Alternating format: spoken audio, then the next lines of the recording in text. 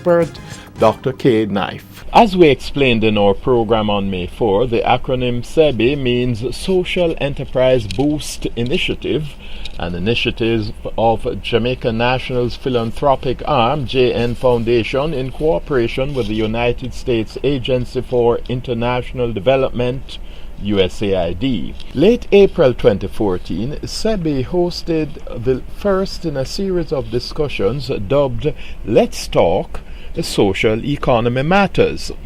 Director of Social Entrepreneurship at the UII's Mona campus, Dr.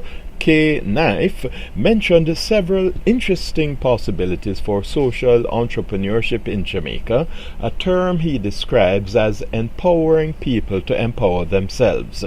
He also noted the implications of multinational funding, such as that provided by the IDB, moving onto a more regional platform, and suggests that Jamaicans need to do a rethink of the value of their country. By next year, the funding will be shifted from national programs to regional programs.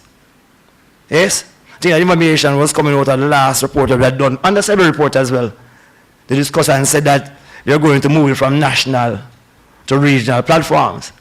Now, that puts it in a different kind of situation because, again, Jamaica, if you realize that Jamaica is being moved out of what is called a poor category country, it means that you're less able to access aid funding because you're not poor. And stop telling yourself lies in Jamaica. Jamaica is not a poor country. You might have very selfish people in the country, but we're certainly not poor. So until you recognize that Jamaica have a whole heap of money, you still believe in an illusion that they need to be begging people for money. You could be broke and so much people coming from their country to invest in your country to start businesses. How comes you don't have any money here in Jamaica? There's nothing of value. But yet still so many persons are still coming to Jamaica to invest. There's many people spend a lot of time on the radio talking about what is going to happen if the Chinese invade. So China wants to invade a place that have no value. The social entrepreneur, a Rastafarian, says on the contrary, there are many positives in Jamaica. But the reality is there's a lot of positive taking place in the country. Yes? Well, we know about the SEBI program. We know about the program the USA is supporting. USA is also supporting Commit 2, and Commit 2, they're going to work in 5 different parishes or 25 different communities. There's room for partnership. See there's Kerry Joe around here from Digicel. Digicel have the Back to Roots program, and they're working in a number of different communities as well. You have the Scotia Foundation. JPS is speaking about these things. So there are so many things happening out there, but part of the concern that I have is that we don't explicitly present the creation of value in a very real way. So we are creating a lot of value, but if I say to Safri, what is the social value created by the SEBI program? Or by any program run under Jamaica National? And remember that Safri is somebody who knows these things as well. You might not get that kind of information. Quick example. Within our sessions at the university, we have 600 students who are placed in groups of 3, so we have 200 groups. Their aim is to go out and write business plans and proposals. Now, I know the value of a business plan or a proposal is about 500,000 Jamaican dollars, which means that these students can generate up to 40 million Jamaican dollars every academic year, which they do.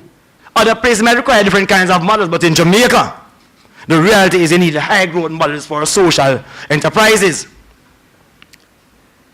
The reinvestment strategy is crucial. Now, we understand this very well, because in most communities who are engaged in programs, if you do have money and the money is not spent back on the program, you know what happens to your reputation in that community.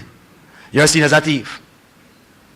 But the reality is you do not generate the kind of enterprise that can give you the kind of funding to run the programs the way you'd want to run them. Here we're saying, what are the driving forces? The hub? What about this? The Chinese and the Mexicans and the Colombian mafias operating in the region during the time when the hub is established. Which is going to happen. This is not something we're going to question here. This will happen. Must happen. So what are we going to do about it? This is a real situation. Wherever there is money, there will be criminals. So you expect those people, there's so much money happening in the Caribbean and now here. The same stuff people were the pirates. It's the same Pirates of the Caribbean. Now, what are we going to do about the situation? Indeed, a powerful and profound question. Are we going to fill that vacuum with legitimate enterprises, or allow those who Dr. Knife describes as pirates to come in and take over? Next week, we'll look at some of the possibilities for legitimate and inclusive earnings when money begins to flow, or as we say colloquially, begins to run again. Now that's the Achievers.